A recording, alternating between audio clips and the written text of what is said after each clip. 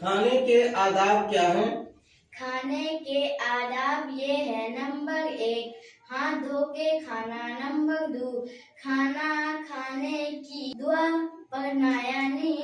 بسم اللہ والا برکت اللہ پڑھنا، نمبر 3 اپنے سامنے سے کھانا، نمبر 4 دسترخوان بچھا کر کھانا، نمبر 5 برتن پر جھک کر نہ کھانا، نمبر 6 برتن کو صاف کرنا، نمبر 7 مصنون طریقے سے بیٹھ کر کھانا، نمبر 8 کھانا کھانے کی بعد کی دعا